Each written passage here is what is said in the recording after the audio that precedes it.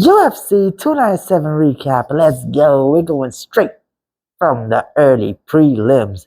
We had back to back to back submissions. Jimmy Flick started off the night by submitting Malcolm Gordon, then Jasmine Jazz the Vicious. Missed decision. She managed to get a submission win against Priscilla Cash Vader. Then we went to Sam Patterson. He was able to win by submission as well versus, can't remember the guy's name, but he got a rare naked choke. It was a good setup for the choke, not gonna lie. If you think the rest of the night is gonna be finishes, you're wrong. We went to the jiu-jitsu nerd in Jillian Robertson. She also won, but I thought she'd win by decision or submission. She actually ground and pounded Pollyanna Viana. Pollyanna had no answer for the takedown. She would have won on the striking, but she couldn't stop the takedown. She was very fearful of the takedown for the entire fight. As the fight hit the ground, she showed no ability to get back to her feet. Very good control by Jillian Robinson, although she's still a snooze fest, and I'm probably going to be betting against her in her next fight. Jillian Robinson managed to get the finish. From here, we go to Decision City. The rest of the fight night just had decision upon decision upon decision, apart from one of the fights. So let's start with the fight of the night. Ramon Tavares versus Sergey City, and what a fight this was.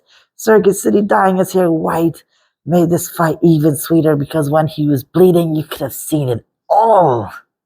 Shout out to everybody who dyed their hair white before fights. You guys are the real MVPs.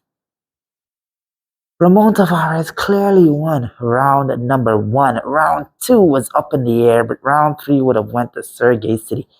Ramon Tavares ended up winning by split decision, and people believe that Sergey City deserved that fight because of the way in which round 2 would have been finishing. However, I can understand why it's more of a debate. The judges were all over the place all night as well, so that didn't help their case. But round number 2, Sergey City got dropped, and Ramon Tavares was putting on the pressure at the start of the round, but he finished the round pretty weakly. And I don't know. I personally gave it to Sergey City, but, some people say Ramon Tavares easily. It's debatable. Once it's debatable, I can't give the judges too much wrong. Then we went to Brad Katona versus Garrett Armfield, and Brad Katona, he was doing some dirty tactics where he was grabbing the fence, and other judges would say that Brad Katona win, but I don't know. I even backed him to win. I even bet on him to win. I can understand why they gave Garrett Armfield with how round 1 and 2 the damage would have been accumulating. So, yeah. Brad Katona lost, understandably so. Then we went to a very important fight in the featherweight division where Movsar Evloev and Arnold Allen went to war. I believe Arnold Allen won round 1 and 3, so he deserved to win the fight, but they gave it to Movsar Evloev by unanimous decision. It may have been a robbery. Some people say it's debatable, but based on the judging criteria, Arnold Allen deserved that fight. But those things happen. Arnold Allen is going nowhere in the division. He is going to remain at the top, fighting the best of the best. Will he ever make it to champion? Who knows? But the guy is legit, and so is Evloev. Now we're going to go to Mr. Decision himself, Neil Magny, versus Mike Malott, Mr. Finisher. So I thought the fight would have ended by finish, which it did. I thought Mr. Finisher would have been able to finish Neil Magny in a similar fashion that Gilbert Burns did. So it was looking that way. Mike Malott was dominating Neil Magny every single chance that he had. Round 1, round 2, complete domination. He was kicking out the legs. Neil Magny was having to do the little limp like what he did against Ian Gary. We thought, oh my God, it's going to be similar to what happened in the Ian Gary fight, except he's with a more dangerous finisher. So as the fight kept going on, Mike Malott kept getting takedowns, but he's not doing much with them. He's trying to advance position, gets put into guard, and stands up, trying to ground and pound past guard, and he couldn't pass guard to save his life, and kept getting back up to the feet. Neil Magny, Very good survival instincts by him.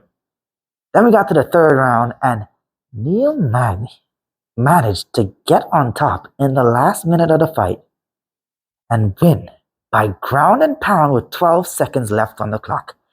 Oh my God, Neil Magny, you finished the finisher and you're supposed to have no knockout power, which proves that anybody can knock out anyone in the UFC, it looks like.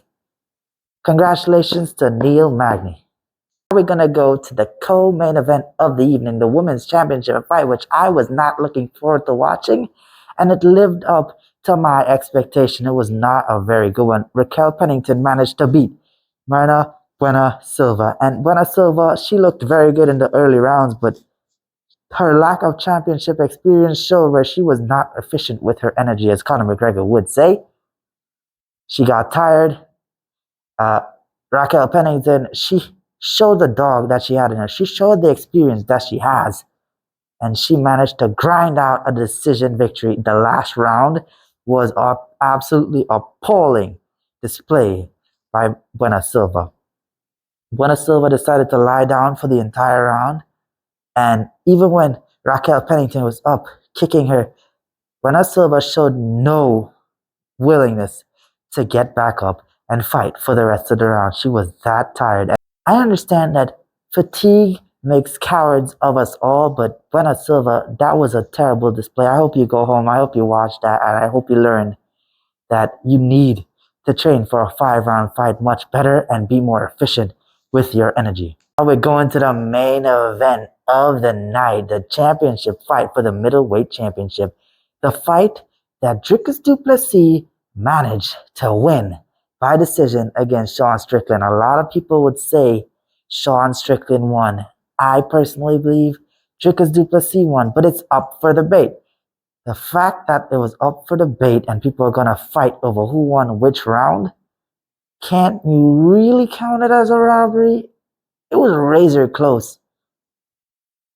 And Sean, he's not really much of a finisher. You could have seen the more damaging shots would have went to Dricus because of his power. So yeah, I would have given it to Dricus. New middleweight champion, how long will he have it? I do not know. But again, the judges got a split decision here. The judges, they need to figure out the judging criteria and abide by those rules. So that's been my UFC 297 thoughts and analysis. Be sure to leave a like, comment what you think down below.